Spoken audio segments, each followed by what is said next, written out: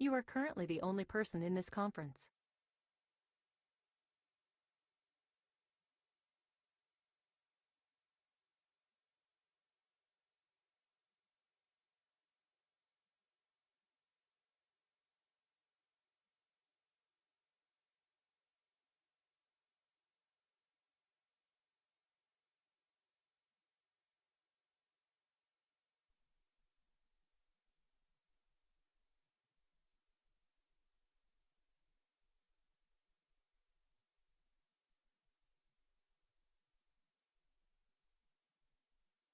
कि अगर कोई चार्ज पार्टिकल मैग्नेटिक फील्ड में प्लेस किया जाए तो उसके ऊपर फोर्स कौन सा लगता है, and this is the force Q we cross B, और उसका डायरेक्शन हमने निकाला था। तो यही सबसे इंपॉर्टेंट बात है कि हमको फोर्स के डायरेक्शन समझ में आने चाहिए। अब हम लोग आज इस पर डिटेल डिस्कशन करने वाले हैं, अलग अलग केसेस और अलग अलग प्रोजेक्ट्री। मेनली हमारा जो डिस्कशन होगा वो कि चार्ज पार्टिकल को कैसे थ्रो करें, उसका मोशन कैसा होगा, उसकी ट्रेजेक्ट्री कैसी होगी, उसका पोजीशन वेक्टर क्या होगा, उसकी वेलोसिटी क्या होगी, अगर एक्सेलरेशन की बात हो तो एक्सेलरेशन क्या होगा। ये सारी बातें हम लोग डिसाइड करने वाले हैं। तो अलग अलग केसेस हम लोग लेंगे और उन सारे केसेस पर बातें होंगी। जो मेन फॉर्मूला है और जो ड्राइविंग चीज है इस पूरे डिस्कशन का वो है the expression of force. Magnetic force का जो एक्सप्रेशन है इसको चाहे तो हम एफ भी लिख सकते हैं, and that is equal to q we cross B. सिर्फ इस फोर्स के एक्सप्रेशन से बहुत सारे पॉइंट्स हम निकाल सकते हैं। जैसे ये हमारा जो मैग्नेटिक फोर्स है F B is perpendicular to both velocity and magnetic field. ये दोनों के परपेंडिकुलर डायरेक्शन में फोर्स होगा, और अगर वेलोसिटी के परपेंडिकुलर डायरेक्शन में हो गया तो ये डिस्प्लेसमेंट के भी परपेंडिकुलर हो जाएगा। ये जो हमने बात लिखी है इसका ये मतलब होगा कि this implies force, magnetic force is perpendicular to instantaneous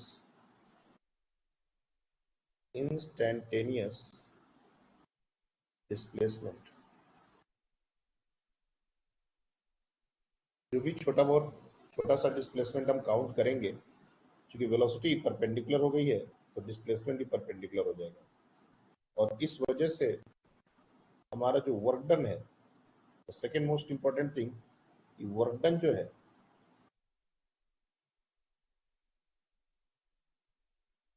ये हमेशा जीरो होगा। अगर वर्क डन जीरो हो गया तो वर्क एनर्जी थ्योरम से जो नेट वर्क डन होता है वो हमारा चेंज इन काइनेटिक एनर्जी के बराबर होता है। इसका मतलब ये हुआ कि काइनेटिक एनर्जी का भी चेंज जीरो हो जाएगा। काइनेटिक एनर्जी का चेंज जीरो होने का मतलब कि स्पीड रिमेन्स कांस्टेंट। यहाँ पर वेलोसिटी नहीं लिख सकते, स्पीड रिमेन्स कांस्टेंट, यानी कि वेलोसिटी का डायरेक्शन भले ही चेंज हो या ना हो, स्पीड नहीं होनी चाहिए चेंज। मैग्नेटिक फोर्स के कारण कभी भी स्पीड नहीं चेंज हो सकता, क्योंकि वर्क डन हर बार जीरो ही रहने वाला है।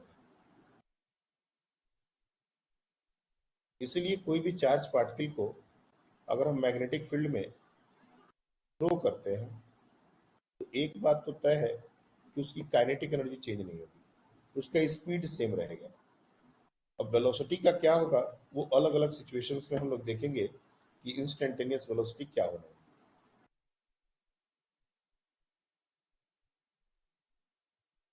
अगर हमने किसी चार्ज पार्टिकल को रेस्ट में रखा, केस वन,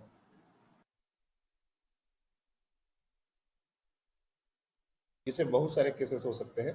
जैसे मैं अगर मैग्नेटिक फोर्स का मैग्नीट्यूड अगर लिखना चाहूँ, डायरेक्शन तो खैर हम लोग को पता है, लेकिन अगर मैग्नीट्यूड लिखना चाहूँ तो ये हो जाएगा q v B sine theta.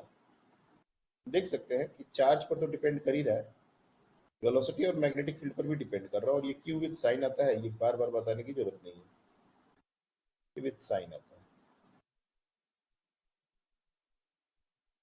आज का डिस्कशन बहुत ही इंपॉर्टेंट होने वाला है। संयोग से आज प्लेटफॉर्म पर क्लास हो गया और रिकॉर्ड हो जा रहा है ये लेक्चर, लेकिन अगर नहीं रिकॉर्ड होता और बच्चे इसी तरह से 14, 15, 12, 13, अभी 17 मतलब 16 बच्चे ही आए हैं,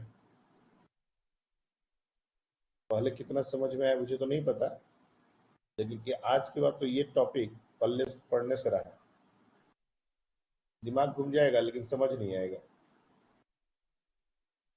तो केस वन हम लोग यहाँ पर देख रहे हैं कि क्यू विद साइन और क्यू भी साइन थीटा, इन सब पर डिपेंडेंसी है, वेलोसिटी पर, मैग्नेटिक फील्ड पर और थीटा पर भी। एंगल, ये थीटा हमारा एंगल है वी और बी के बीच का।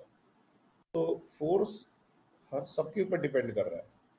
अगर मान लेते हैं पहला जो सिचुएशन है कि हमने वेलोसिटी को ही जीरो कर दिया, सपोज चार्ज को रेस्ट में रख दिया, charge is placed at rest, तो हम देख सकते हैं कि फोर्स लगेगा ही नहीं, magnetic force will B zero and charge will remains at rest.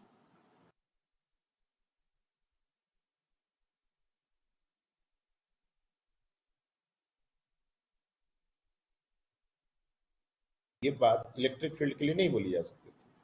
Electric field में अगर हमारा चार्ज पार्टिकल रख दिया जाता तो कुछ देर के बाद उसमें वेलोसिटी आती, एक्सेलरेशन तो था ही, और वो मूव करने लगता है, उसके पास वेलोसिटी आती।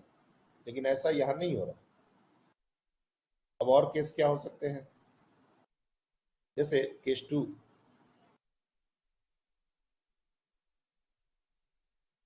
वेलोसिटी नॉन जीरो है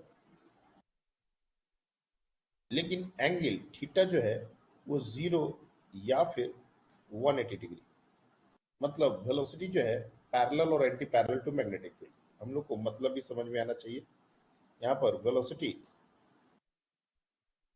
इज पैरेलल और anti parallel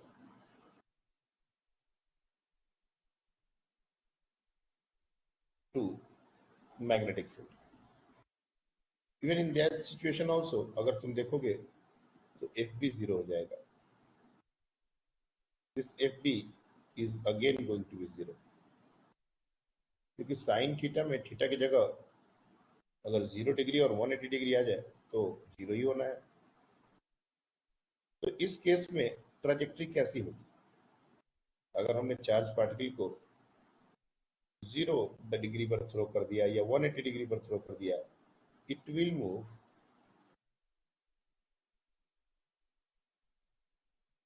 in a straight line path.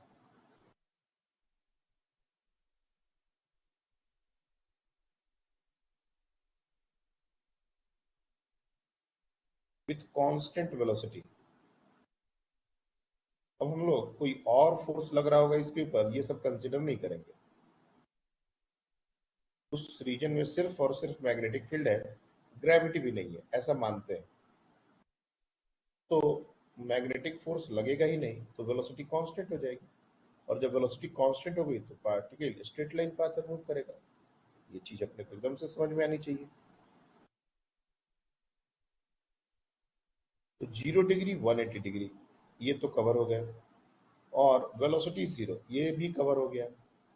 अब एक केस आता है जो सबसे इंपॉर्टेंट केस माना जाता है, वो है कि अगर 90 डिग्री का केस हो जाए तब। केस थी कि अगर हमारा वेलोसिटी नॉन जीरो हो और एंगल 90 डिग्री, तब क्या होगा। तो नो डाउट इस बार फोर्स तो जीरो नहीं होगा, F is not going to be zero, बल्कि फोर्स जो है वो मैक्सिमम लगेगा, q B sine 90 degree, sine 90 का वैल्यू 1 हो जाएगा, तो magnitude of force will be maximum.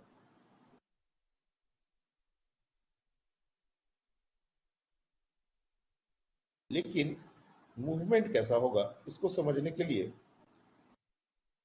हम लोग एक डायग्राम और एक सिचुएशन लेते हैं, मान लेते हैं कि इस पूरे रीजन में मैग्नेटिक फील्ड, क्योंकि अब चीजें अब 3D में होने वाली हैं, इसलिए मैग्नेटिक फील्ड को जनरली या तो इनसाइड द प्लेन या फिर आउटसाइड द प्लेन कोई एक डायरेक्शन को लेके ही चलना चाहिए। हर बार ऐसा कोई जरूरी नहीं है कि ये इनसाइड द प्लेन या आउटसाइड द प्लेन हो, बट फिर भी we have to take something like this so that हम आराम से इस बात को समझ सकें। क्वेश्चन में कोई क्वेश्चन डायग्राम वाला भी हो सकता है, बिना डायग्राम वाला भी हो सकता है, और फिर हम लोग को रियलाइज करना पड़ेगा, तो हम लोग विथ टाइम रियलाइज करेंगे। अब इस पूरे रीजन में मैग्नेटिक फील्ड हमने दिखा दिया, और वेलोसिटी कैसे भी ली जा सकती है। मैं पहले सिंप्लिसिटी के लिए वेलोसिटी को टुवर्ड्स राइट ले रहा हूँ। ये हमारा टुवर्ड्स राइट वेलोसिटी है, और इसकी वेलोसिटी को मैं v naught, magnitude v naught से दिखा रहा हूँ। यहां से चार्ज पार्टिकल को थ्रो किया गया। अब अगर हम सिर्फ क्यू वी क्रॉस बी, ये जो फोर्स का एक्सप्रेशन है क्यू वी क्रॉस बी, और जब तक बोला न जाए चार्ज पॉजिटिव होगा, ये हम मान के चलेंगे क्यू एंड एम। तो मैग्नीट्यूड तो पता चल ही गया है, एक्सेलरेशन भी अगर चाहे तो निकाल सकते हैं। Magnitude of acceleration is simply q v B upon m. लेकिन ये फोर्स लगेगा कैसे? तो वी क्रॉस बी का डायरेक्शन देखना पड़ेगा। वी हमारा टुवर्ड्स राइट है, बी हमारा इनसाइड द प्लेन है। तो हम देखेंगे, कौन बताएगा फोर्स का डायरेक्शन क्या होगा? How many of you will say? और इसमें हाथ हो, तुरंत माइक ऑन करो और तुरंत आंसर बताओ, माइक बंद कर दो। सिंपल। ये फिर हैंड रेज वाला बात बहुत बहुत लंबा चलता है फिर, क्योंकि हम बार बार पूछेंगे, और जिसको डायरेक्शन एकदम श्योर है तुरंत माइक ऑन करे, आंसर बताए, माइक बंद कर दे। तो I am again asking, force किधर लगेगा? अपवर्ड। अपवर्ड। बिल्कुल बिना हेजिटेशन के याद रखो ये सब चीज, कि अगर फोर्स में दिक्कत आया तो आज की क्लास से बुरा क्लास पूरे 11-12 में कभी नहीं हुआ होगा। अपने को ये फोर्स का डायरेक्शन बहुत अच्छे से पता होना। मैंने बहुत हिदायत दी है, बहुत तरीके से समझाया है। आज हम इस मूड में नहीं है कि वापस से हम ये डायरेक्शन कैसे हो रहा है सर ये बताएं। अब इसके आगे की कहानी हम करने वाले हैं।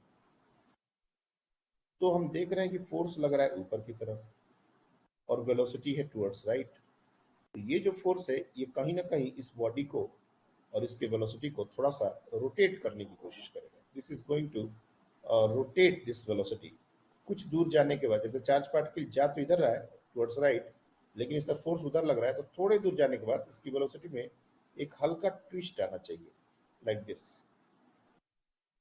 And the interesting part is कि ये जो फोर्स का एक्सप्रेशन है ये ऑलवेज के लिए, दिस इज नॉट कि स्टार्टिंग में ऐसा हुआ था उसके बाद अब ऐसा नहीं होगा। ये ऑलवेज, हर बार ये फोर्स ये कंडीशन सेटिस्फाई करेगा। यानी कि जब वेलोसिटी का डायरेक्शन थोड़ा चेंज हुआ बिकॉज ऑफ दिस, तो फोर्स अब जैसे पहले लग रहा था वैसे नहीं लगेगा। Now the force is going to act perpendicular to the velocity. अब ये फोर्स का डायरेक्शन हो गया। अब the force is not same. भले ही मैग्नीट्यूड वाइज ऐसा लग रहा होगा कि सर क्यूबी भी अभी भी क्यूबी भी लग रहा है 90 डिग्री का केस, मैग्नीट्यूड वाइज सेम लग रहा है लेकिन डायरेक्शन वाइज सेम नहीं है। फिर से ये वेलोसिटी को थोड़ा सा ट्विस्ट करने की कोशिश करेगा, और थोड़ा सा, मैं उतना छोटा नहीं बना सकता, फिर से ट्विस्ट करेगा, फिर से फोर्स हमारा। तो हर बार हम देखेंगे कि फोर्स हर समय वेलोसिटी के परपेंडिकुलर है। इट्स नॉट लाइक कि बिगिनिंग में force is variable. Why? Because of direction.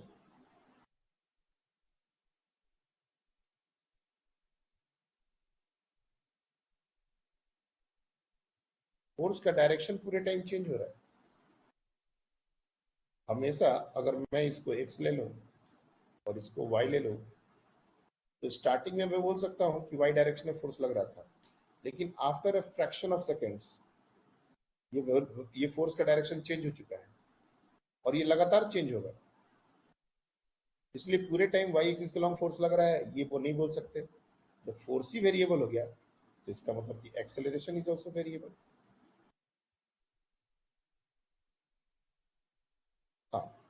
इसका मैग्नीट्यूड नहीं चेंज हो रहा है, मैग्नीट्यूड तो यही है, लेकिन डायरेक्शन चेंज होने की वजह से जब फोर्स ही चेंज हो गया तो एक्सेलरेशन भी चेंज होगा, डायरेक्शन। तो यहां पर एक ऐसा सिचुएशन बन रहा है जहां फोर्स हमेशा परपेंडिकुलर है, उसका मैग्नीट्यूड भी चेंज नहीं हो रहा है, और डायरेक्शन हमेशा वेलोसिटी के परपेंडिकुलर है। इस तरह का केस सिर्फ एक ही जगह हम देख पाते हैं। वो कौन सा सिचुएशन होता है, कहाँ इस तरह का सिचुएशन बनता है कि वेलोसिटी के परपेंडिकुलर डायरेक्शन में फोर्स लगता हो और हमेशा ये बात जस्टिफाई होती है। किस तरह का मोशन होता है ये? तो ये हमारा होता है सर्कुलर मोशन। हमने सर्कुलर मोशन में देखा है कि सर्कुलर मोशन एक ऐसा मोशन है जिससे फोर्स हमेशा वेलोसिटी के परपेंडिकुलर होता है, और खास करके जब फोर्स कांस्टेंट है तो हम लोग इसमें एक और वर्ड ऐड करना चाहेंगे, यूनिफॉर्म। क्योंकि जब फोर्स का वैल्यू नहीं चेंज हो रहा है तो यही फोर्स एक तरीके से सेंट्रीपिटल फोर्स की तरह बिहेव कर रहा है, और जब उसका वैल्यू कांस्टेंट है, एक्सेलरेशन का वैल्यू कांस्टेंट है, तो बॉडी का मोशन जो है वो यूनिफॉर्म सर्कुलर मोशन के अलावा और कुछ नहीं हो सकता। यानी कि the first thing that we are going to figure out कि ये जो चार्ज पार्टिकल है, इसका मोशन, the motion of a charge particle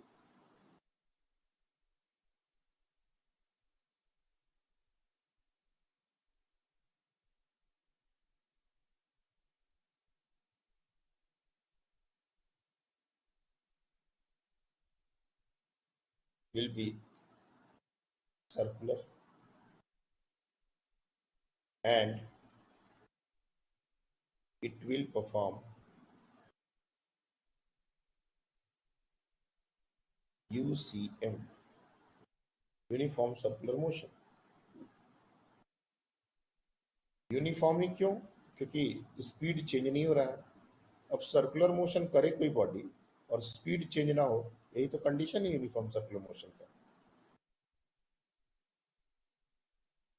अब कोई भी सर्कुलर मोशन अगर कोई बॉडी करता है तो उसके बहुत सारे, और खास करके यूनिफॉर्म सर्कुलर मोशन, उसके बहुत सारे कैरेक्टरिस्टिक बन जाते हैं।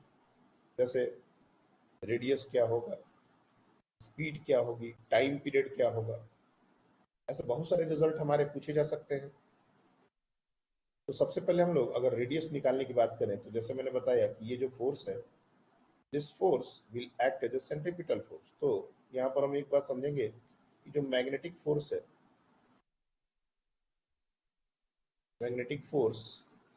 is behaving like centripetal force,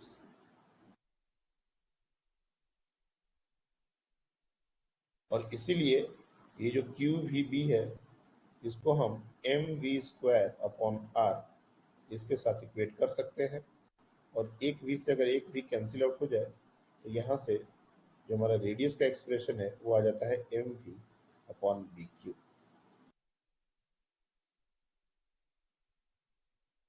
तो radius of the circular path is M we by B Q. लेकिन ये जो है ये एक प्राइमरी फॉर्मूला है, ये इसके अलावा भी और भी बहुत सारे फॉर्मूले होंगे रेडियस के, रेडियस ऑफ सर्कुलर पाथ।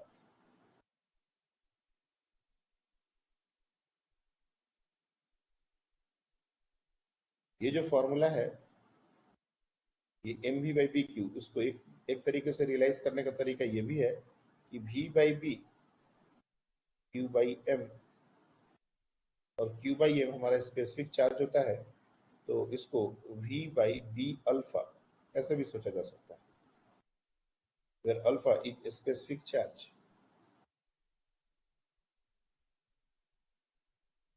तो अगर हमको कंपेयर करना हो electron, proton, deuteron, alpha particle, positron की सेम स्पीड से अगर हमने किसी मैग्नेटिक फील्ड में थ्रो किया तो किसका रेडियस ज़्यादा होगा, किसका रेडियस कम होगा, तो सीधे सीधे यहाँ से इस फॉर्मूले से हम रिलेट कर सकते हैं। लेकिन रेडियस का रिलेशन सिर्फ स्पेसिफिक चार्ज वाला फॉर्मूला से हो जाए ऐसा नहीं है, और भी रिजल्ट इसमें बनते हैं। जैसे हम लोग को पता है कि मोमेंटम जो है उसको in terms of kinetic energy हम लिख सकते हैं √2m k। यहाँ p जो है वो मोमेंटम है और ये k जो है वो है काइनेटिक एनर्जी।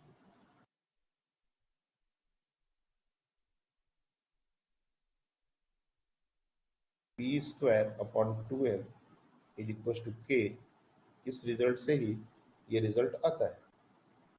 तो यहाँ पर तो mv हमारा मोमेंटम ही तो है, इसको अगर हम 2m k से रिप्लेस कर दें तो रेडियस का एक दूसरा फॉर्मूला जो हमारे लिए बन सकता है वो हो जाएगा 2m k divide by bq। अब ये फॉर्मूला कहाँ लगेगा? सेम काइनेटिक एनर्जी से अगर डिफरेंट चार्ज पार्टिकल्स को थ्रो कर दिया गया तो उसमें रेडियस के लिए ऊपर वाला फॉर्मूला लगाना सही नहीं होगा। तब हम क्या करेंगे? तब हम ये वाला फॉर्मूला लगाएंगे 2m k divide by bq। यहाँ पर सीधे सीधे k काइनेटिक एनर्जी हमको सेम कर देना है, तो बाकी चीजों का रेशियो ले लेना पड़ेगा। तो एक फॉर्मूला ये तो सबसे बेसिक फॉर्मूला हो गया, लेकिन इसके अलावा ये जो फॉर्मूला हमने निकाला अल्फा स्पेसिफिक चार्ज वाला, ये भी काम का फॉर्मूला है, ये भी काम का फॉर्मूला है। और इसके अलावा एक और फॉर्मूला बनता है कि अगर हम इफ अ चार्ज पार्टिकल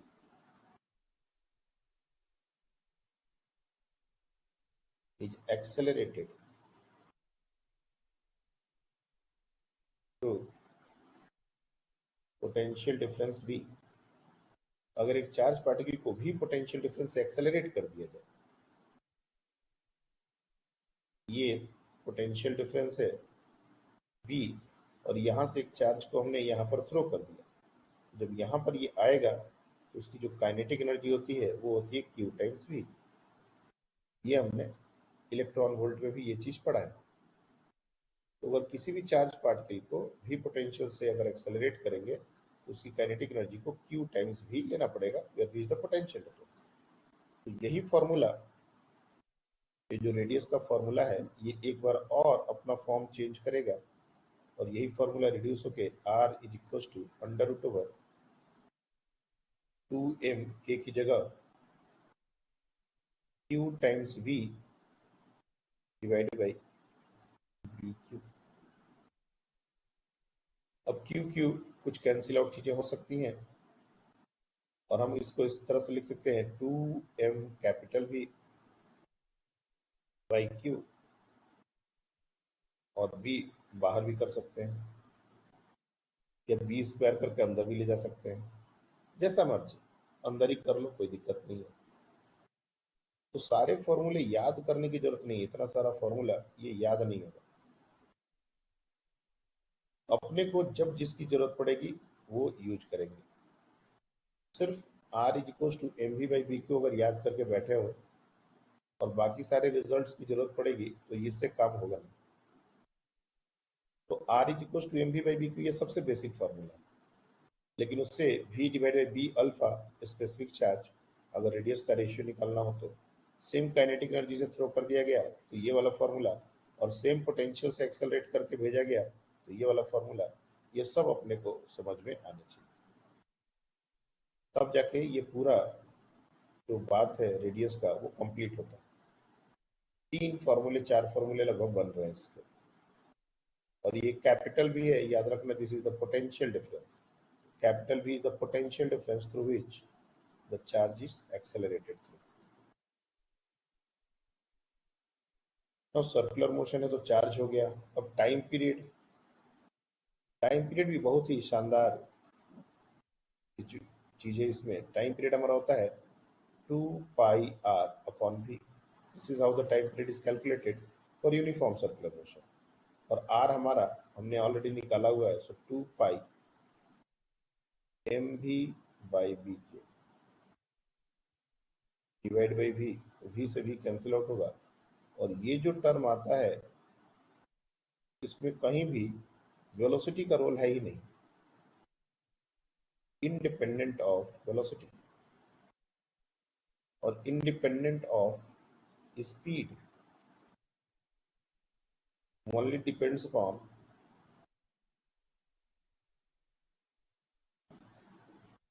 या तो चार्ज लिख दो या स्पेसिफिक चार्ज कर दो क्यू बाई एम, यानी कि एक इलेक्ट्रॉन को मैग्नेटिक फील्ड में हमने थ्रो किया है, किस स्पीड से थ्रो किया ये मैटर नहीं करता। अगर हमने एक इलेक्ट्रॉन को 90 डिग्री पर किसी गिवन मैग्नेटिक फील्ड में थ्रो कर दिया, तो चाहे हम किसी भी स्पीड से उसको थ्रो कर दें, टाइम पीरियड उसका वही रहने वाला है जो हमेशा से रहने का। उसका टाइम पीरियड चेंज नहीं होगा, इसमें कहीं भी v का रोल है ही नहीं। तो time period is going to be 2πm/v³ और इसमें कहीं कोई रोल वेलोसिटी का नहीं होना, ये बहुत ही अनोखी बात है और इसको बाद में हम लोग अलग अलग डिवाइसेस में इसको यूज करते हैं। एक डिवाइस हम लोग पढ़ेंगे साइक्लोट्रॉन, उसमें इसी कॉन्सेप्ट को रेप्लिकेट किया जाता है। और दूसरी बात एक और जो इम्पोर्टेंट है इसमें समझने का कि टाइम पीरियड जो है उसमें 2π का टर्म है, बाकी m/bq तो ये एज इट इज है ही। तो ये कंप्लीट सर्कल के लिए 2π आया, और कंप्लीट सर्कल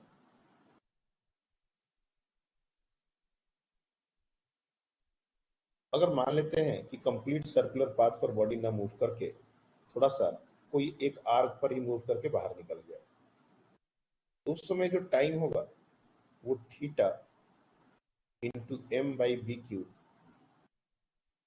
और ये थीटा बस रेडियन में होना चाहिए, इतना बोल सकते हैं। जैसे ऐसा हो सकता है कि चार्ज पार्टिकल यहाँ से सिर्फ इतना दूर गया और इसके बाद मैग्नेटिक फील्ड से बाहर निकल गया, या उसके बाद मैग्नेटिक फील्ड है ही नहीं। तो अगर मान लेते हैं कि इस तरह से अगर ये हमारा एंगल थीटा है और ये थीटा रेडियन में है, तो यहाँ से यहाँ जाने में इसको टाइम कितना लगेगा, तो theta into m/v³, this is going to be the time. इसमें स्पीड का कहीं रोल है ही नहीं कि ये किस स्पीड से मूव कर रहा है, बस मैग्नेटिक फील्ड चाहिए और वो चार्ज पार्टिकल चाहिए, और वो कितने एंगल तक मूव किया बस वो चाहिए। तो छोड़ कम स्पीड से थ्रो किया, ज्यादा स्पीड से थ्रो किया, इसका कोई काउंट है ही नहीं। रेडियस कम ज्यादा हो सकता है, रेडियस डायरेक्टली वेलोसिटी पर डिपेंड करता है। ज्यादा स्पीड से छोड़ेंगे तो ज्यादा रेडियस में मूव करेगा, छोटे वेलोसिटी से छोड़ेंगे छोटे रेडियस से मूव करेगा। लेकिन टाइम पीरियड में ऐसा कुछ है ही नहीं, इसलिए टाइम पीरियड का फॉर्मूला जो है वो अपने आप में एक अनोखा है।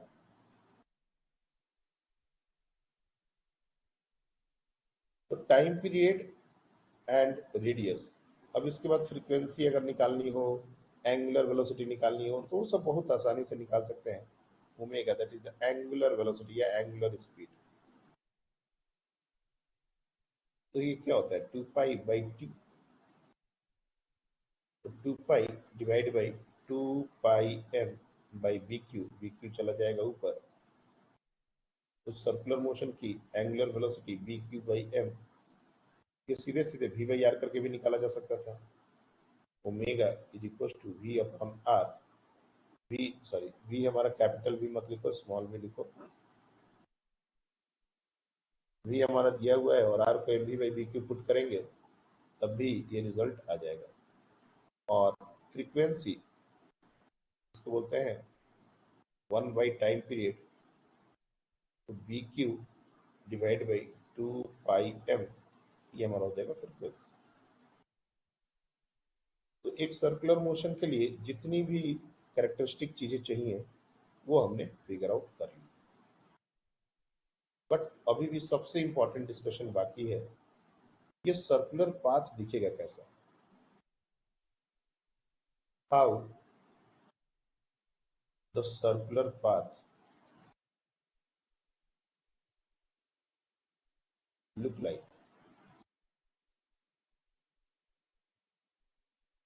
ये सर्कल कैसा दिखेगा, उसके रेडियस क्या होंगे, उसका टाइम पीरियड क्या होगा, उसका फ्रीक्वेंसी क्या होगा, एंगुलर वेलोसिटी क्या होगा, ये सब तो हमने निकाल लिया। लेकिन वो सर्कल उस पाथ पर मूव करेगा वो कैसा दिखेगा, कैसे ड्रॉ करें उसको। जैसे एक एग्जांपल के लिए मैं फिर से वैसा ही एक डायग्राम बना देता हूँ। ये हमारा एक मैग्नेटिक फील्ड है। अब जब तक बोला ना जाए ये magnetic field is uniform, with respect to time and with respect to space. दो बातें हैं, इसको थोड़ा सा ध्यान से समझने की जरूरत है।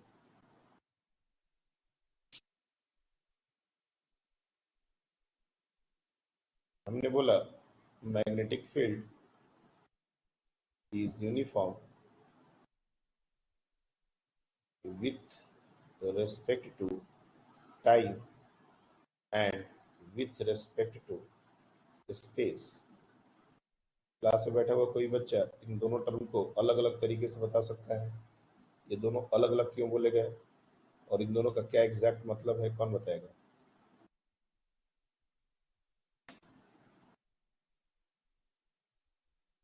एनीवन? ओके,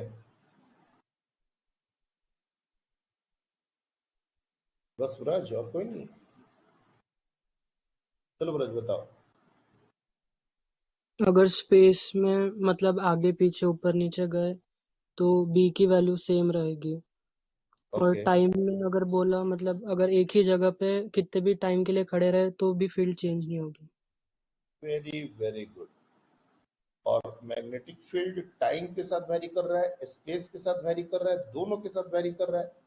ये सारे सिचुएशंस आने वाले हैं, इसलिए हमको बहुत अच्छे से समझ में आना चाहिए कि मैग्नेटिक फील्ड का यूनिफॉर्म होना टाइम के रेस्पेक्ट में दिया गया है, स्पेस के रेस्पेक्ट में दिया गया है, किसके रेस्पेक्ट में दिया गया है, बहुत अच्छे से समझना पड़ेगा।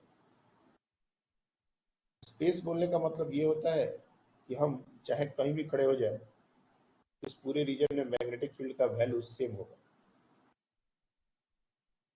अगर विथ रिस्पेक्ट टू स्पेस बोला गया, टाइम नहीं बोला गया, इसका मतलब ये हुआ कि मैग्नेटिक फील्ड हर जगह चेंज हो रहा है सेम तरीके से। यहाँ पर खड़े होंगे तब भी वही होगा, यहाँ पर खड़े होंगे तब भी वही होगा, लेकिन ये टाइम के साथ चेंज हो रहा है। एक सेकंड पहले जो था वो हर जगह सेम था, एक सेकंड बाद भी हर जगह सेम होगा, लेकिन वैल्यू वाइज ये दोनों अलग अलग होंगे। और टाइम के साथ सेम रहे, स्पेस के साथ वेरी करे, इसका मतलब ये हुआ कि हम इतने यहीं पर कितने देर के लिए भी खड़े हो जाए, मैग्नेटिक फील्ड यहाँ पर वही रहेगा। और यहाँ पर खड़े हो जाए तो मैग्नेटिक फील्ड यहाँ भी वही रहेगा, लेकिन ये दोनों सेम नहीं रहेंगे। मुझे पता है कि बहुत सारे बच्चों को ये बात समझ में आ गई होगी, लेकिन पास्ट एक्सपीरियंस कहता है कि एक बार और प्रिकॉशन ले लेना चाहिए, क्योंकि बाद में डिजास्टर मेरे से ना हो कि बाद में बच्चे बहुत सारा गंदगी फैलाते हैं। ये सब छोटी छोटी बात को लेके इतना ज्यादा दिक्कत होता है बाद में। इलेक्ट्रोमैग्नेटिक इंडक्शन उस चैप्टर में जाने पर इतना तकलीफ जाता है, कहने का नहीं। ये एक हमारा करंट कैरिंग वायर है, इनफाइनाइट वायर, और यहाँ पर एट ए डिस्टेंस आर अगर हम मैग्नेटिक फील्ड की बात करें तो ये बहुत पुरानी बात हो गई, mu naught I divide by 2 pi r. मेरे को एक बात पूछनी है, अगर हमने करंट को कांस्टेंट रख दिया तो ये जो मैग्नेटिक फील्ड बन रहा है, ये टाइम वेरिंग है, स्पेस वेरिंग है, दोनों वेरिंग है, कांस्टेंट है, क्या है?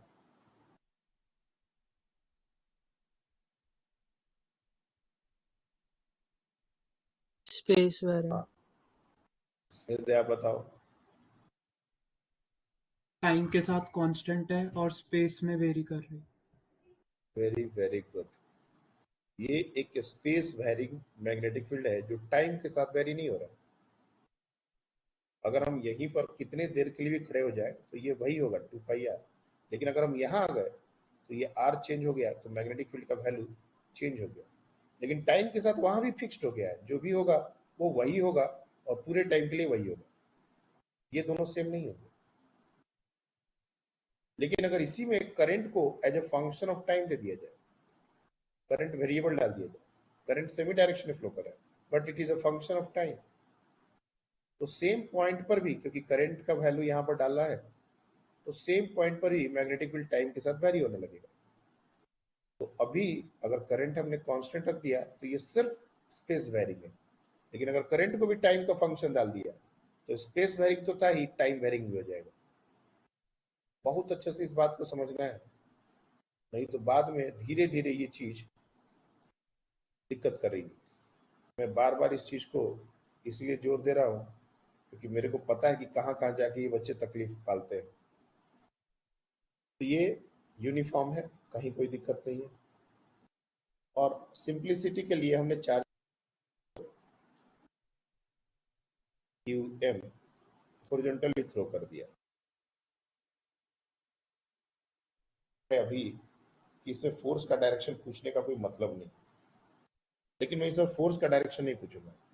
ये पूछूंगा कि ये इसका जो पाथ है, क्योंकि यहाँ पर 90 डिग्री का केस है, मैग्नेटिक फील्ड वेलोसिटी 90 डिग्री पर है, तो सर्कुलर मोशन तो होगा, लेकिन सर्कुलर वो जो सर्कुलर पाथ जिस पर ये बॉडी मूव करेगा वो बनाएंगे कैसे? How we are going to draw the circle? Anyone in this class? और एकदम लेमन की तरह बताना है, एक ऑटो ड्राइवर को भी समझ में आ जाए ऐसा। How we are going to draw the circle? Very good.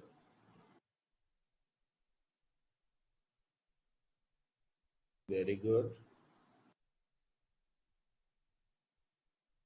दो बच्चों ने हैंड रेस किया है, श्रद्धा ने भी हैंड रेस किया है। Good good good.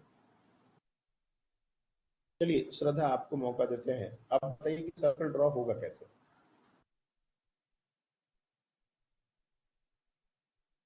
माइक काम कर रहा है? श्रद्धा, माइक का कुछ इशू लग रहा है हमको, ऐसा नहीं काम कर रहा आपका माइक, और कलर चेंज हो रहा है बट माइक काम नहीं कर रहा है। और कौन बताएगा? चलो हृदय और ब्रज, इसके अलावा कौन कौन बच्चे हैंड रेस किए थे? ये बच्चे तो बताएंगे ही, लेकिन कोई और बच्चा इसमें बताए तो मजा आए। ओके, चलो हृदय आप बताओ कैसे ड्रॉ करेंगे? सर्कल ऊपर की तरफ जाएगा और वो पॉइंट सबसे नीचे होगा। ओके ब्रज कैसे ड्रॉ करेंगे? सर्कल उसी प्लेन में होगा और ओके फिर वैसे ही उस पॉइंट से ऊपर की तरफ। Okay, very good. दोनों बच्चों ने कुछ भी गलत नहीं बताया है, लेकिन हमको इससे और ज्यादा बेसिक आंसर चाहिए था। सर्कल जब भी ड्रॉ करते हैं या फिर कभी भी हमने सर्कल ड्रॉ किया है लाइफ में, तो हमको दो तीन चीजें समझ में आनी चाहिए थी। सबसे पहला, प्लेन जिसमें वो सर्कल एग्जिस्ट करता है। ये सर्कल एक प्लानर फिगर है, तो वो किस प्लेन में लाई कर रहा है ये बहुत जरूरी है समझना। ये अलग बात है कि हमने अपने कॉपी पर ही हमेशा सर्कल ड्रॉ किया है, तो कॉपी ही वो प्लेन होता है जिसमें वो सर्कल लाई करता है, लेकिन हर बार ये जरूरी नहीं है। हो सकता है कोई दूसरा प्लेन हो। दूसरा, अगर मान लो प्लेन डिसाइड हो गया, तो जो दूसरा सबसे इंपॉर्टेंट था, जैसे कॉपी पर जब भी हम लोग सर्कल ड्रॉ करते थे, तो सेंटर सबसे जरूरी चीज होता है। अगर हमने सेंटर लोकेट नहीं किया तो हमारा सर्कल नहीं बनता है। कोई भी सर्कल ड्रॉ करने के लिए, इफ यू रिमेम्बर, एक इस तरह का प्रोटेक्टर हम लोग लेते थे, पेंसिल लगाते थे,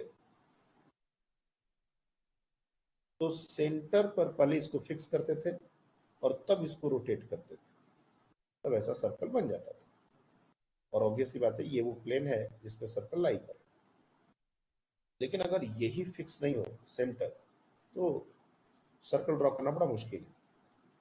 रेडियस क्या होगा ये हम लोग को पता है, बावजूद इसके सर्कल ड्रॉ करना तब तक नहीं हो पाएगा जब हम तक सेंटर लोकेट ना करें। दो पॉइंट सर्कल ड्रॉ करने के लिए सबसे इंपॉर्टेंट है प्लेन, जिस प्लेन में वो लाई करेगा, सेंटर जहां पर उसका सेंटर होगा, और अगर रेडियस, अगर हम निकाल पाए कि रेडियस कितना है, तो अपने मन में ऐसा एक प्रोटेक्टर बनाएंगे और रोटेट कर देंगे, सर्कल बन जाएगा। तो मैंने कहा था कुछ देर पहले कि जो मैग्नेटिक फोर्स है वो सेंट्रिपिटल फोर्स की तरह एक्ट कर रहा है, और सेंट्रिपिटल फोर्स हमेशा सेंटर से पास करता है। यानी कि जब भी हम किसी चार्ज पार्टिकल के फोर्स को दिखाएंगे लाइक दिस, अब ये फोर्स छोटा दिखाएं बड़ा दिखाएं ये हमारे लिए कोई मैटर नहीं करता, ये वेक्टर का size it doesn't matter actually.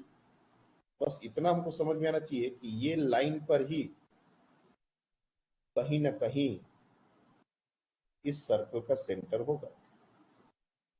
कहां पर होगा ये मेरे को नहीं पता, और जहां से चार्ज पार्टिकल से हमने ये डिस्टेंस लिया है यही हमारा रेडियस होगा।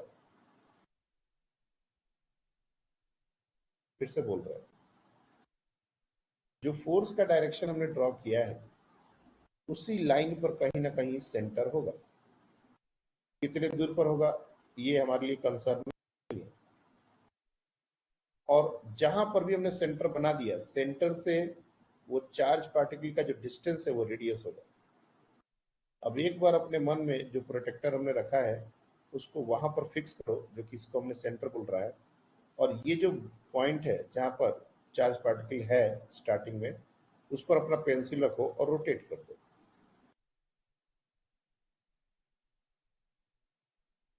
कुछ ऐसा सर्कल हम तुरंत ड्रॉ कर सकते हैं। the circle will like this,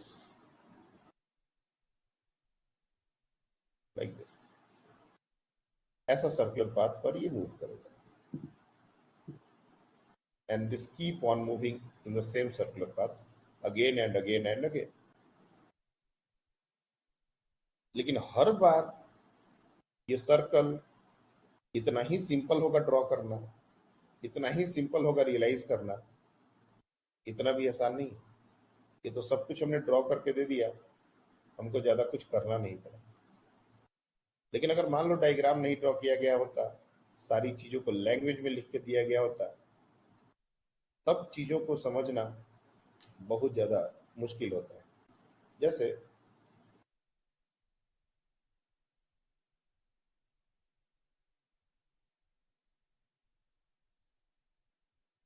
सबसे पहले तो यहाँ पर जो हमने कॉन्सेप्ट बताया कि हमने सर्कल को कैसे ड्रॉ किया, क्या ये समझ आ रहा है?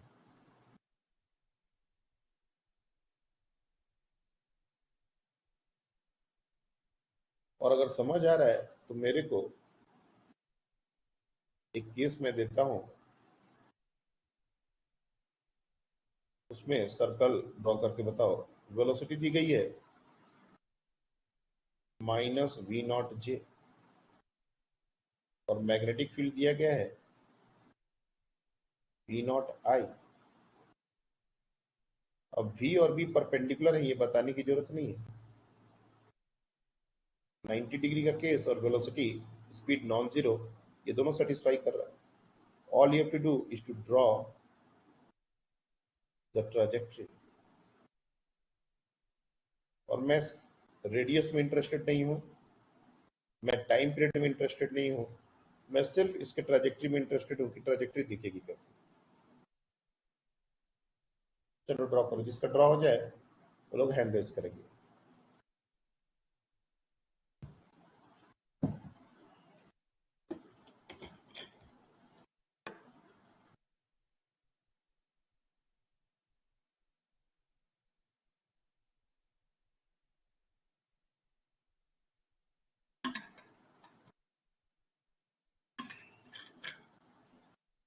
ओके, सारे डायग्राम सेम हो, सेम दिखे, इसके लिए एक कोऑर्डिनेट एक्सिस मैं ड्रॉ कर देता हूं। सारे बच्चे वैसा ही कोऑर्डिनेट एक्सिस अपने कॉपी पर ड्रॉ करेंगे। और भी कर सकते हो, ऐसा नहीं है कि यही कोऑर्डिनेट एक्सिस हमने जो ड्रॉ किया है यही कोऑर्डिनेट एक्सिस हमेशा ड्रॉ करना है। लेकिन अभी के लिए जब सबका आंसर सेम आना हो तो मैं चाहूँगा कि सब लोग एक ही तरीके से एक्सिस बनाए। ये हमारा एक्स एक्सिस है, ये हमारा वाई एक्सिस है और ये हमारा जेड एक्सिस है। डेफिनेटली ये निगेटिव वाई हो जाएगा, ये निगेटिव एक्स हो जाएगा और ये निगेटिव जेड हो जाएगा। इसी कोऑर्डिनेट एक्सिस पर हमको सर्कल रियलाइज करना है, assuming charge particle is thrown from origin।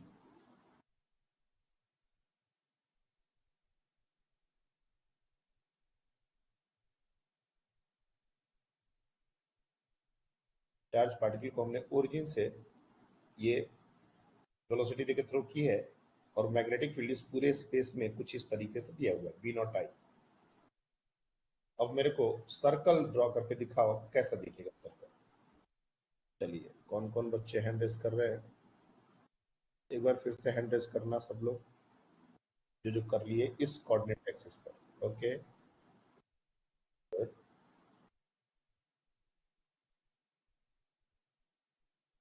Good.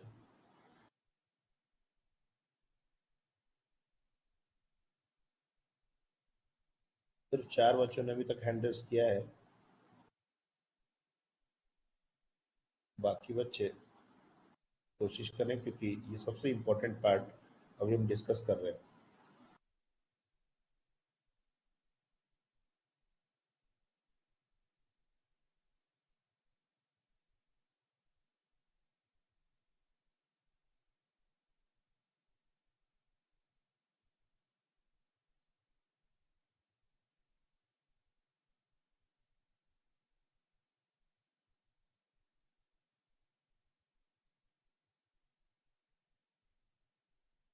Okay तो बोला जी ने भी कर डाला, बढ़िया। देखो इस तरह के क्वेश्चन इतने सारे मिलेंगे कि तुम सोचते रह जाओगे और क्वेश्चन कम नहीं पड़ेंगे। हर बार डायग्राम मैंने तो थोड़ा सा कोऑर्डिनेट एक्सिस भी ड्रॉ कर दिया है, तुमको ये भी खुद ही करना पड़ेगा।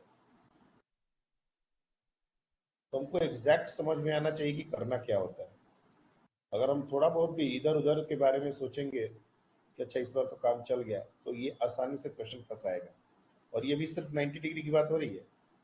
अभी जैसे मैं एक जनरल थीटा के लिए बात करूंगा तो कहानी में और भी बहुत सारे ट्विस्ट आएंगे, इसलिए ये एक सिंपल सिनेरियो डिस्कस हो रहा है, इसको अच्छे से समझने का जरूरत है। सबसे पहले हम लोग कोशिश करें इन दोनों वेक्टर्स को दिखाने का। वेलोसिटी v नॉट माइनस जे है तो मैं इसको ब्लैक इससे दिखाता हूं। ये हमारा वेलोसिटी है पीछे की तरफ, और बी नॉट आई अगर तुम देखो बी नॉट आई मैं रेड से अगर मैग्नेटिक फील्ड को दिखाऊं तो ये कुछ ऐसा, ये बी नॉट, और ये 90 डिग्री का सिनेरियो है। बिल्कुल अच्छे से ये बात को समझ में आना चाहिए। अब सबसे पहला क्वेश्चन यही है, फोर्स किधर लगेगा। तो या तो तुम v क्रॉस बी आई और जे दिया हुआ है तो वही जो अपना तरीका है आई जे के ये यूज कर लो, ये चीज आपको बताई गई है। क्योंकि v क्रॉस बी करना है तो basically we are suppose to do J minus J cross I, ये करना है अपने को। तो जे क्रॉस आई उल्टा जा रहा है, के तो होगा लेकिन माइनस होगा। अगर तुम देखो तो जे क्रॉस आई जो होगा ये माइनस होगा, और माइनस एक बाहर पड़ा हुआ है तो ये जो पूरा वैल्यू है ये हो जाएगा के। या फिर अपन right hand thumb rule screw rule जो भी लगाना है उससे क्लियरली इस बात को समझ सकते हैं कि फोर्स जो होगा वो लगेगा ऊपर की तरफ,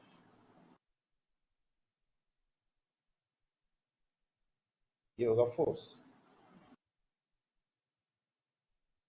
अब असली खेल शुरू होगा। अब हमको सर्कल ड्रॉ करना है तो कहीं ना कहीं जेड एक्सिस पर ही सेंटर प्लॉट करना पड़ेगा। कहां पर प्लॉट करना है ये हमारे लिए इंपॉर्टेंट नहीं है। और अगर पूछा जाए कि ये सर्कल किस प्लेन में होगा, so this circle will lie in which plane, किस प्लेन में लाई करेगा ये, YZ। वाई जेड प्लेन, ये वाई जेड प्लेन में लाई करेगा।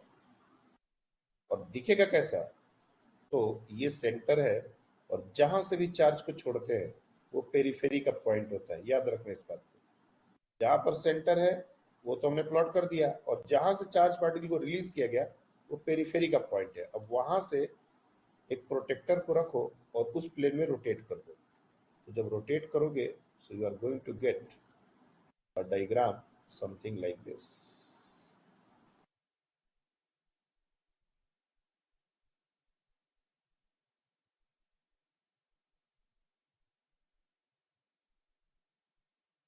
जैसा परफेक्ट सर्कल तो नहीं बन पा रहा, एक बार और कोशिश करता हूँ। एक मिनट, थोड़ा सा ये इसको नीचे, ये बड़ी परेशान कर रहा है। हाँ, तो ये कुछ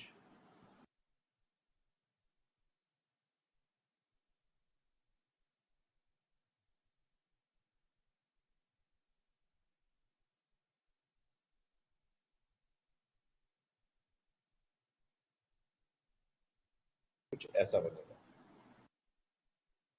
सामने से देखने पर अगर तुम इधर से देखोगे तो ये दिखेगा ही नहीं।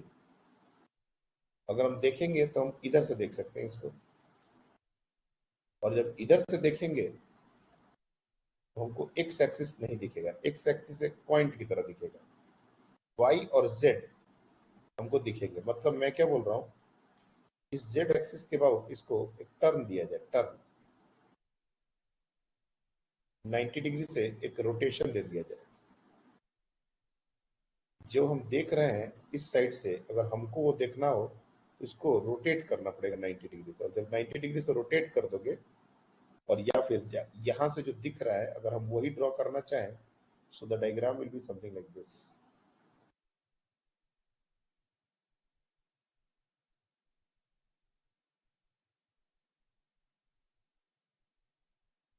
The circular path will be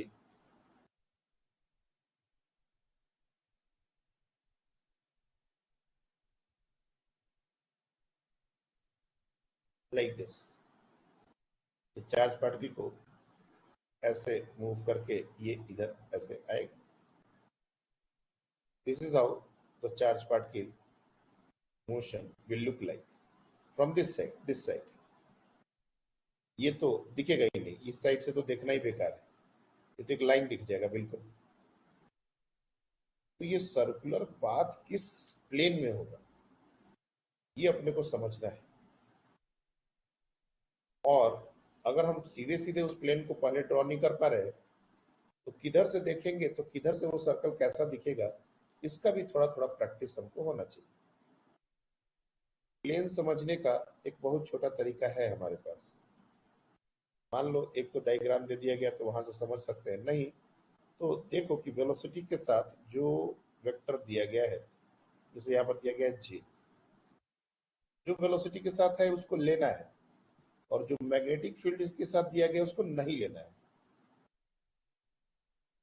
हमारे पास 3 एक्सिस है, एक्स वाई जेड। मैं क्या बोल रहा हूँ, वेलोसिटी जिस वेक्टर के अलोंग दिया गया है उसको लेना है, लाइक जे, तो वाई लेना है, और आई ये नहीं लेना है। तो बचा क्या, जेड ही बचा।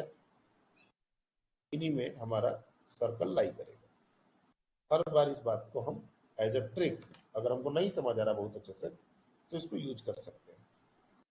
वेलोसिटी वाले डायरेक्शन को लेना है और मैग्नेटिक फील्ड वाले डायरेक्शन को नहीं लेना है। और कोई भी प्लेन 2 एक्सिस से मिलके बनता है, एक हमने ले लिया एक हमने छोड़ दिया, तो जो बचा है उसको लेना पड़ेगा, और उसी प्लेन में हमारा सर्कल होगा। आ रही बात समझ में?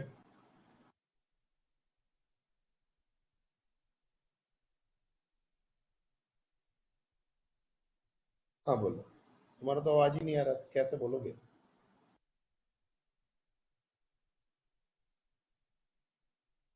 चैट पर लिख सकते हो।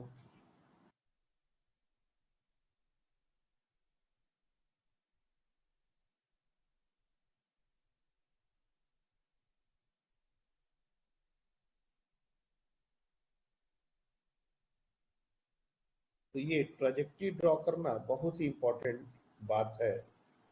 इस पे हम एक दो क्वेश्चन और चाहे तो कर सकते हैं, लेकिन हर बार हम तुमको यही बात रिपीट करेंगे कि किस प्लेन में होगा ये पहचानना, जो कि हमने बता दिया। फोर्स का डायरेक्शन निकालना, जो कि बहुत पहले डिस्कस हो चुका है। सेंटर प्लॉट करना, उसी लाइन पर होगा जिधर फोर्स है। और उसके बाद दिमाग में एक प्रोटेक्टर एज्यूम करना और रोटेट कर देना। तो ये सारे काम पार्ट बाई पार्ट हमने अलग अलग डिस्कस किए, सबको क्लब कर दिया, तो ये पूरा क्वेश्चन बना। इसलिए अभी के लिए मैं एक दूसरा क्वेश्चन देता हूं, उसको ट्राई किया जाए, क्योंकि ट्रेजेक्ट्री ड्रॉ करने के और भी मौके मिलेंगे एंड वी विल ड्रॉ।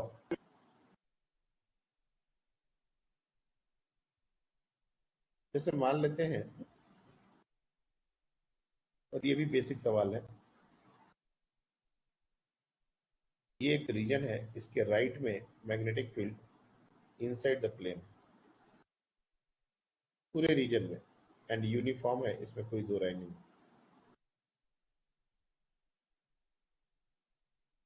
जब तक बोला ना जाए मैग्नेटिक फील्ड को वेरिएबल काउंट नहीं करना है,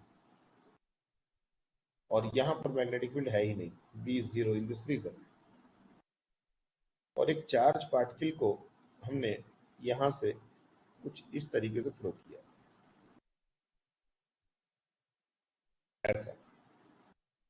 और ये चार्ज पार्टिकल है, इसका चार्ज है क्यू, मास है एम, और initial velocity definitely v naught. और डायरेक्शन, हमको कोई भी एक एंगल लेना है तो चाहोगे तो ये भी एंगल ले सकते हो थीटा, या जहां से इंटर कर रहा है वो एंगल ले सकते हो थीटा, कोई भी एक एंगल। चलो मैंने ये एंगल ले लिया theta, let's assume this angle is theta, तो वेलोसिटी है वी नॉट।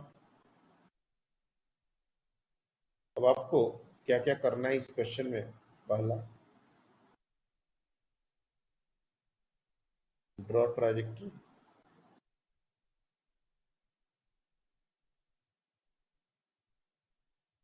दूसरा, जिस पॉइंट से इंटर कर रहा है उस पॉइंट का नाम हम दे देते हैं ए, और अगर ये मैग्नेटिक फील्ड से कहीं से बाहर निकलेगा उस पॉइंट को हम नाम दे देते हैं B. If it comes out from B,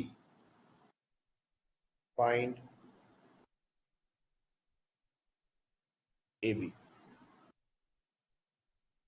B कौन सा पॉइंट है? B from where it comes out. अगर नहीं आएगा तो कोई दिक्कत नहीं है।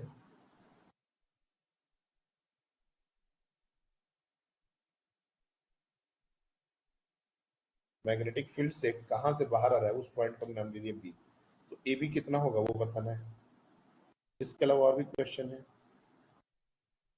Time spent,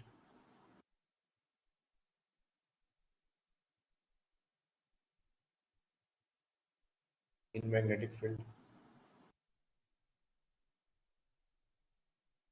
change in velocity. अगर हम इसको एक्स एक्सिस और इसको वाई एक्सिस अगर मान लेते हैं, उस हिसाब से भी निकाल सकते हो, आई जे के टर्म्स में, वेक्टर के टर्म्स में, जो मर्जी। पांचवा, impulse applied by magnetic field.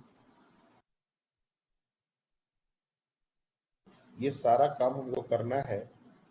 इसके लिए इफ चार्ज इज पॉजिटिव, अगर ये चार्ज पार्टिकल जिसको हमने थ्रो किया अगर ये पॉजिटिव हो तो ये सारा काम करना है। और जब ये हो जाए तो इफ चार्ज इज नेगेटिव, ये सारा पांचों क्वेश्चन फिर से रिपीट करना है। पहले हम पॉजिटिव चार्ज के लिए सारा काम करेंगे, और फिर जब ये कंप्लीट हो जाएगा यही काम नेगेटिव चार्ज के लिए भी हमको डू। ये सारे 1 to 5 हमको रिपीट करना है। चलो इत्मीनान से करो, कोई जल्दीबाजी दिखाने की जरूरत नहीं है।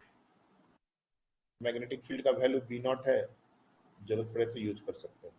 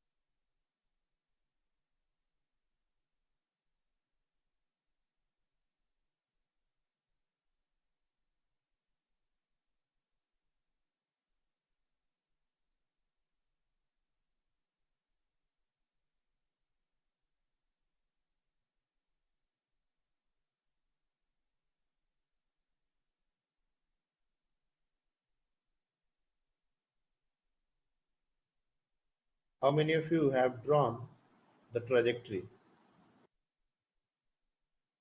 Good.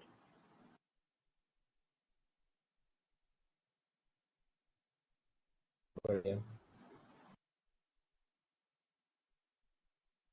बिना ट्रेजेक्टरी ड्रॉ किए ये बाकी के क्वेश्चन हिलेंगे भी नहीं, इसलिए मैंने बहुत इत्मीनान से टाइम दे दे के ट्रेजेक्टरी ड्रॉ करना सिखाया था।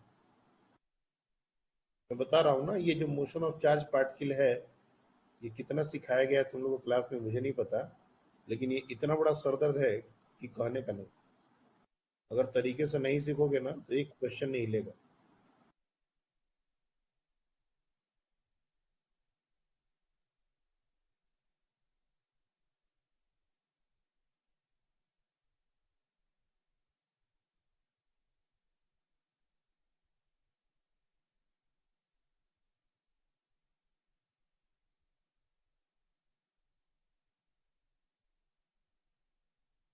ओके, जिन्होंने किया है दैट इज वेरी गुड।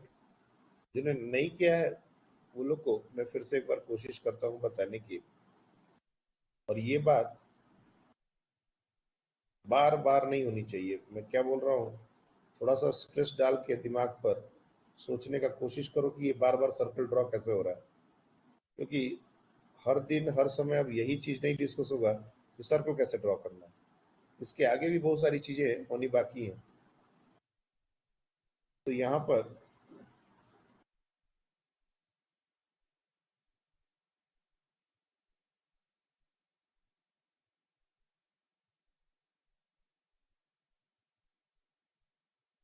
ये हमारा सिचुएशन है, ये बाउंड्री है और ये वेलोसिटी है। एंगल जो भी दिया गया हो, हम एंगल को चाहे तो डिनोट कर सकते हैं, कोई बुराई नहीं है। This angle is given as theta, so definitely this angle is going to be theta and magnetic field is inside the plane. तो जो फोर्स होगा वो कैसा होगा, ये सबसे इंपॉर्टेंट बात है। बिना फोर्स निकाले सेंटर प्लॉट नहीं होगा, बिना सेंटर प्लॉट किए सर्कल ड्रॉ नहीं होगा। तो सबसे पहला क्वेश्चन घूम फिर के वापस यही आ जाएगा, सर फोर्स कैसा लगेगा। फोर्स तो अपने को निकालना ही पड़ेगा। फोर्स लगेगा ऊपर की तरफ, समथिंग लाइक दिस।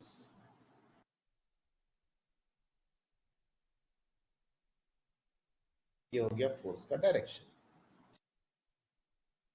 अब हमने कहा कि जहां पर फोर्स लग रहा है, जिस डायरेक्शन में फोर्स लग रहा है, कहीं ना कहीं वहीं सेंटर लेना पड़ेगा, उधर ही। तो तुम चाहो तो आगे ले सकते हो, तुम चाहे तो यही ले सकते हो। सेंटर कहाँ लेना है इस पर कोई कंडीशन नहीं है, इट्स ऑल आवर चॉइस। चाहो बड़ा डायग्राम ड्रॉ करना तो तुम एकदम ऊपर ले लो, यहाँ सेंटर ले लो, कोई दिक्कत नहीं है।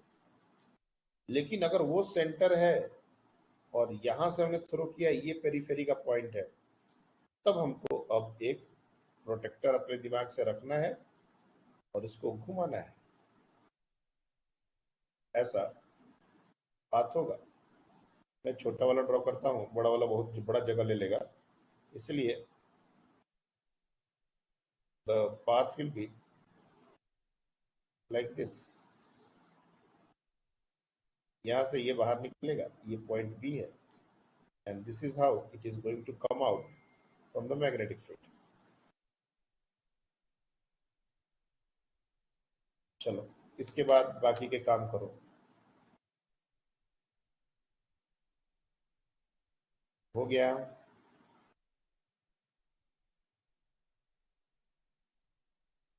हाँ सर। Positive charge Good. का। एक बार जैसे ही तुमने ये डायग्राम किया ना, बहुत सारी कहानी तुरंत क्लियर हो जाएगी। लेकिन सबसे इंपॉर्टेंट है ये डायग्राम। अगर आज की पूरे दिन में, आज पूरी रात भी अगर बैठ गए और ये डायग्राम बनाना सीख गए, मान के चलना कि चार्ज पार्टिकुलर क्वेश्चन मतलब नीट का तुमसे तो नहीं छूटेगा। बाकी इंजीनियरिंग के क्वेश्चन में और भी बहुत सारी बातें होंगी, लेकिन नीट के क्वेश्चन में इससे ज्यादा जरूरत नहीं। हमको हर समय ट्रैजेक्टरी ड्रॉ होने आना, और 90 डिग्री का ही केस, और बाकी के केस में तो जो होगा 90 डिग्री का केस जरूर होना।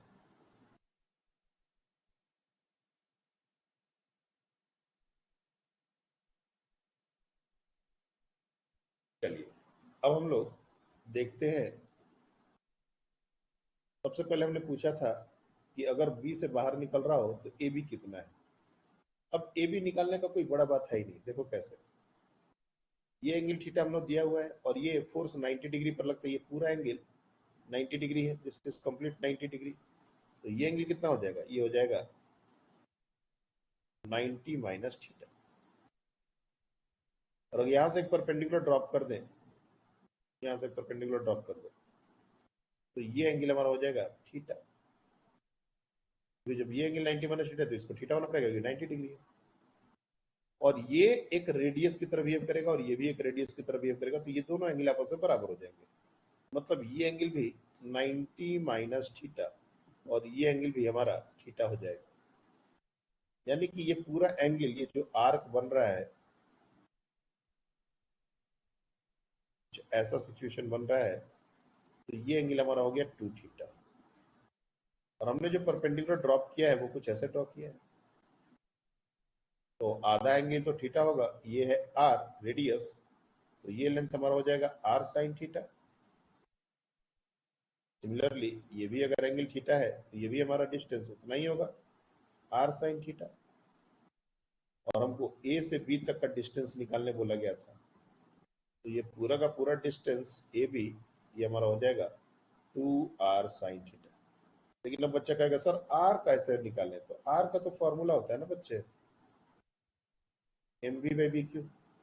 जहां जहां आर है वहां वहां डाल दो, वी की जगह वी नॉट डाल दो।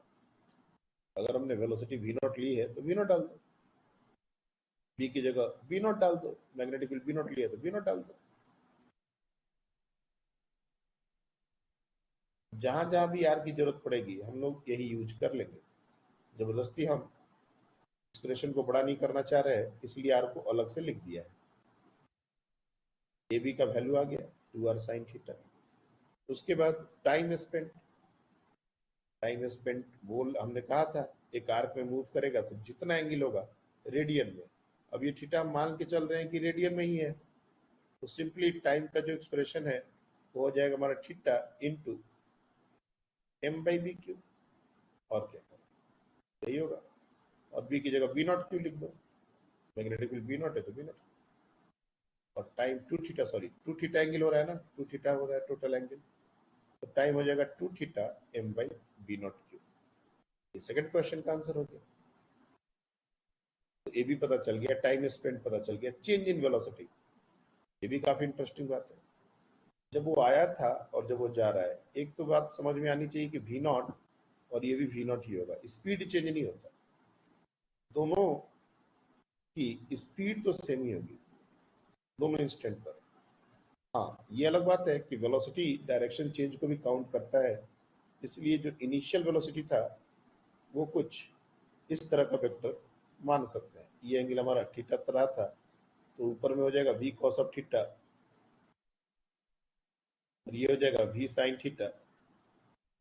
तो इनिशियल वेलोसिटी u की तरह अगर इसको दिखे तो ये हो जाएगा v sine of theta i cap plus v cos of theta j cap.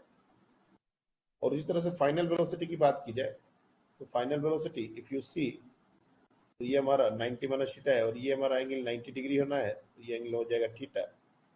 तो वी नॉट, ये नॉट लिखना बार बार मैं भूल जा रहा हूँ, v naught cos theta i direction, sorry j direction में, और minus v naught sine theta i direction में। इसके कंपोनेंट्स तोड़ सकते हो, ये ऊपर की तरफ और इधर ये हो जाएगा।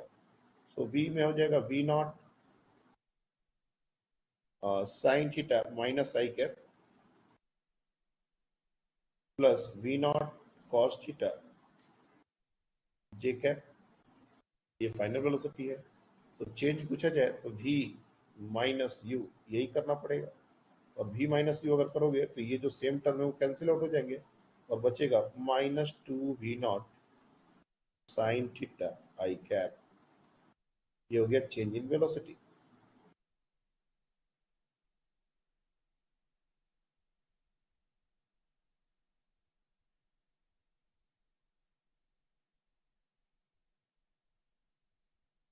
चेंज इन स्पीड हमने पूछा भी नहीं, अगर पूछा होता तो आंसर हो जाता है 0। मैं लिख देता हूं, change in speed will be 0। और ये हमेशा की बात है, सिर्फ यहां नहीं, ये 0 ही होता है। अब लास्ट बात आता है इम्पल्स। ये कैसे निकालेंगे? Who is going to tell me impulse कैसे निकलेगा? कैसे निकलेगा? Change in momentum. Change in momentum. Very simple, impulse momentum theorem. हम सिर्फ चेंज इन मोमेंटम निकाल देंगे। तो J, that is the impulse, is equal to change in momentum. और हमने आधा काम किया हुआ है, मतलब M V minus M U, यही तो करना है। तो एम वी माइनस यू, और वी माइनस यू तो हमने ऑलरेडी निकाला हुआ है, सिर्फ एम से मल्टीप्लाई करना था, वो कर दो। -2mv0 sine of theta i cap, यही हो जाएगा इम्पल्स अप्लाइड बाई मैग्नेटिक। कितने बच्चे हैं जिनको ये पांचों क्वेश्चन करेक्ट होगा? पांचों। Very good.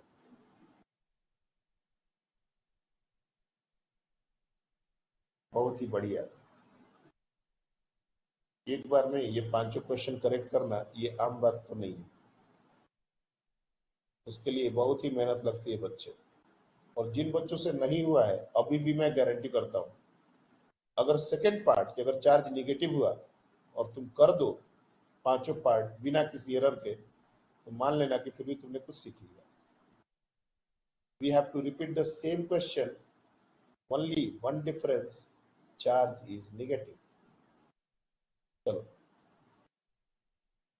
ट्राई करो।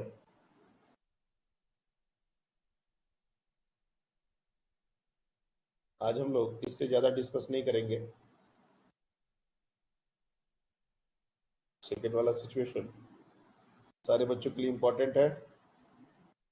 डायग्राम सबसे पहले तो ट्राजेक्ट्री ड्रॉ करना होगा, ट्राजेक्ट्री चेंज होगा और वो नहीं ड्रॉ होगा तो उसके बाद की कहानी फिर से वही लटक जाएगी।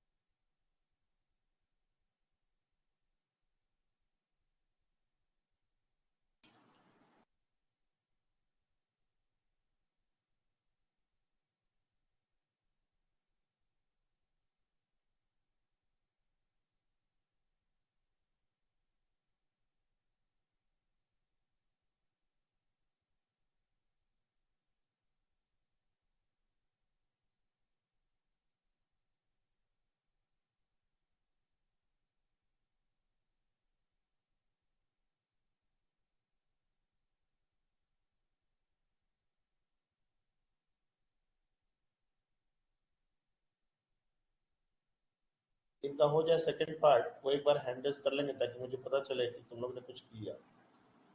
और जो पहले बार किए थे वो बच्चे तो कर ही लेंगे, नए बच्चे जो पिछली बार नहीं किए थे, मेरे को उसमें इंटरेस्ट है कि कौन से बच्चे जो पिछली बार नहीं किए थे अब कर पा रहे हैं। सब कुछ सेम है, एक फ्रेश डायग्राम बनाना है। ऐसा नहीं कि इसी डायग्राम में करना शुरू कर देना है, ये डायग्राम फिर से ड्रॉ करना है, बस एक चेंज, ये जो प्लस लिखा है इसको माइनस कर देना बस। बाकी पांचों क्वेश्चन करना है बारी बारी से।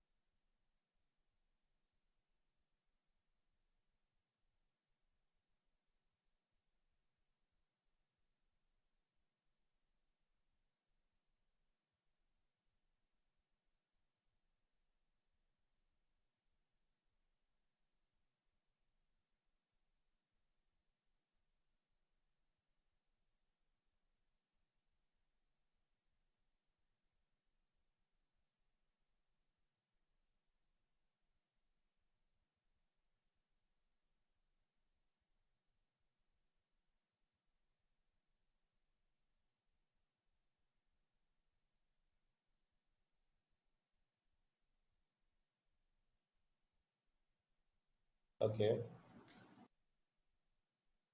कौन सा डेटा, कोई ऐसा भी आंसर है जो सेम आ गया हो? हाँ ए सर। बी इन की लेंथ। पांचों क्वेश्चन का कोई ऐसा एक पार्ट है जो दोनों में सेम आ गया हो?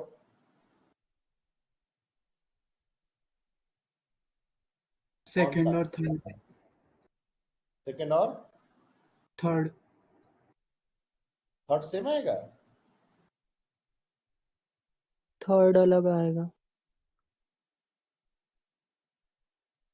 थर्ड सेम नहीं रहेगा। Second definitely second, very good.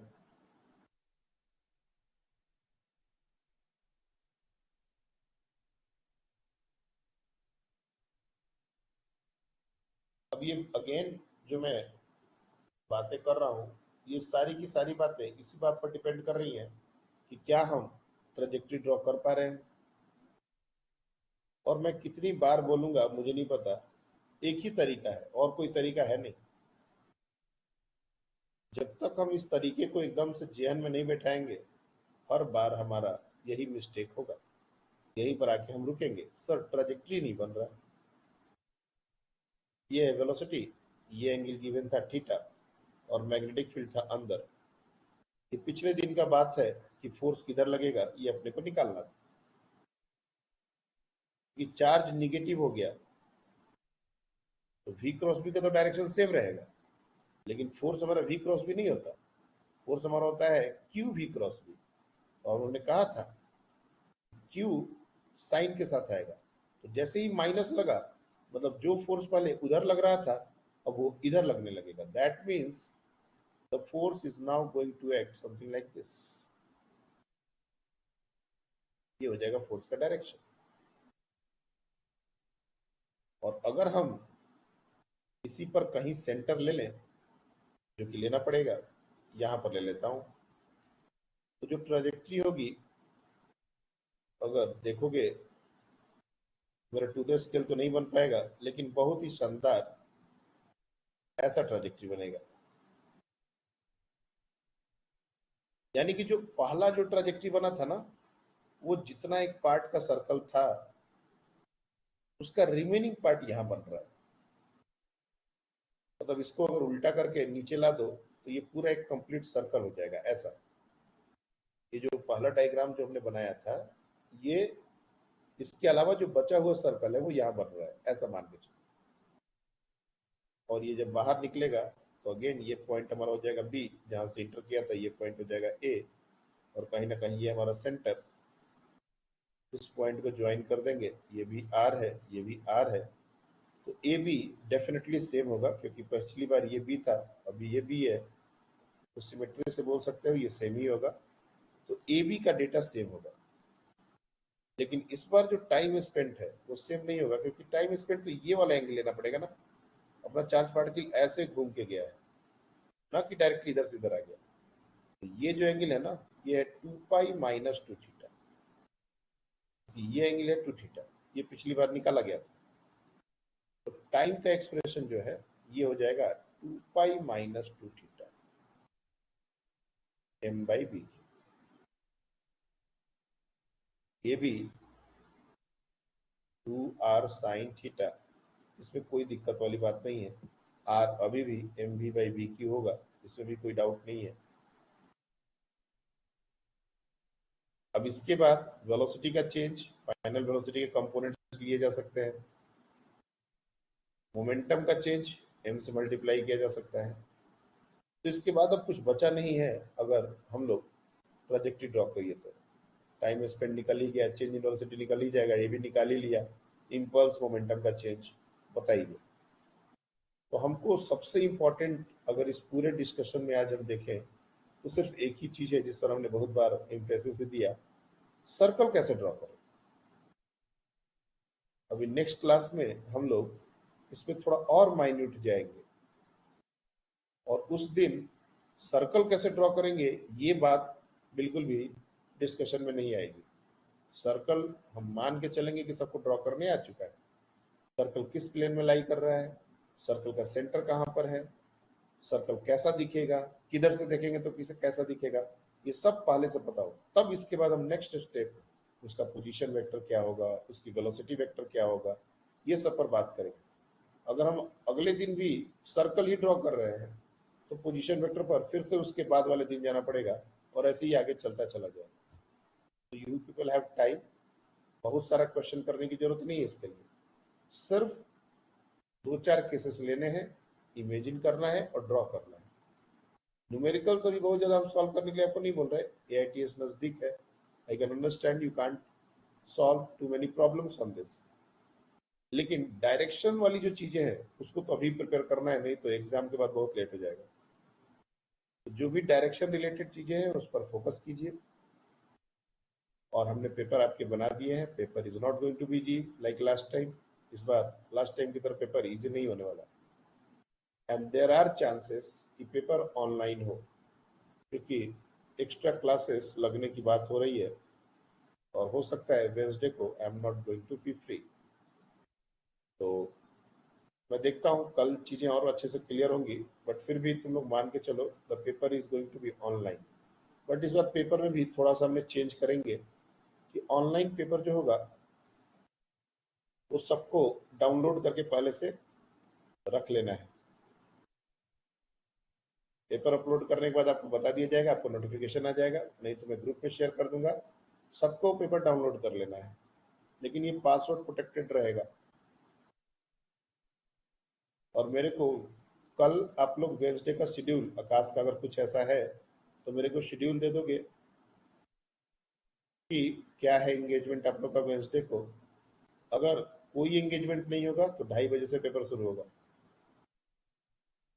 2:30 PM।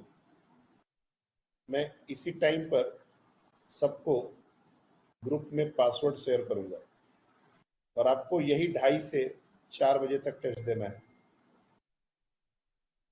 OMR आपको आजकल में अपलोड कर दिए जाएंगे, OMR की प्रिंट सबको ले लेनी है, OMR की सबको प्रिंट लेनी है, 1 2 3 जितनी मर्जी ले लो। मैं अगर आऊंगा तो कुछ 5-5 OMR एक्स्ट्रा सबको दे दूंगा, लेकिन इस बार के लिए तो तुमको खुद से ही प्रिंट लेना पड़ेगा। OMR की प्रिंट लेके ही बैठनी है पेपर देने। 2:30 बजे जैसे ही आपको पासवर्ड डाला जाएगा ग्रुप में, आप पेपर ओपन कीजिए, आपका टेस्ट स्टार्ट, और 4 बजे पेपर आपका फिनिश होगा। 4:05 पर मेरे को पर्सनल मैसेज में OMR की पिक चाहिए, I need the pic of OMR in personal chat. Time frame यही रहेगा, सब बच्चे एक साथ बैठ के एग्जाम देंगे। ऐसा नहीं हो रहा अब ऑनलाइन टेस्ट में कि एक बच्चा मॉर्निंग में दे रहा है, एक बच्चा 12 बजे रात को दे रहा है, ऐसा नहीं होगा, this is not going to be. इसके बाद जब भी ऑनलाइन टेस्ट होगा तो एक इसी पैटर्न में होगा। ये फर्स्ट टाइम में हो सकता है थोड़ा सा प्रॉब्लम हो इस संडे या इस वेंसडे, बट इसी चीज को मैं इम्प्लीमेंट करने वाला हूँ फ्यूचर के लिए। पेपर पहले से डाउनलोड कर लेना है जिस डिवाइस पर तुमको देना है, पासवर्ड सिर्फ उसी टाइम पर दिया जाएगा जब आपको पेपर स्टार्ट करना है, और सारे बच्चे उसी टाइम पर पेपर स्टार्ट करेंगे।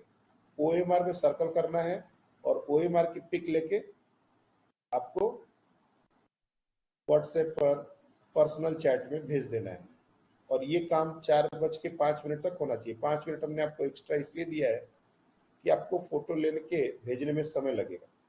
4 बजे एग्जाम खत्म हो रहा है, 4:05 पे फोटो आना चाहिए, उसके बाद भेजोगे तो कोई मतलब नहीं बनता है। आंसर की आपको शेयर कर दी जाएगी, डाउट डिस्कशन उसके बाद का तो कहना ही नहीं।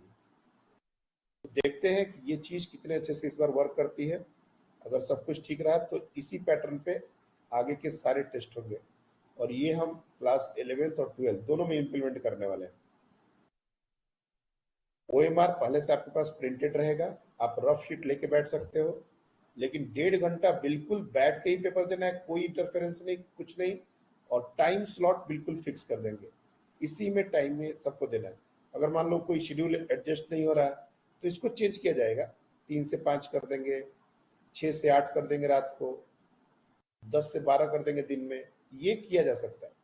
लेकिन एक ही समय पर सारा बच्चा एग्जाम दे, बस ये इंश्योर करना है, ताकि अपने को कोई भी पेपर का डिस्कशन या ऐसा हो रहा है कि पेपर डिस्कस करना है और कुछ बच्चों ने पेपर ही नहीं दिया, लीजिए, ऐसा नहीं चलेगा।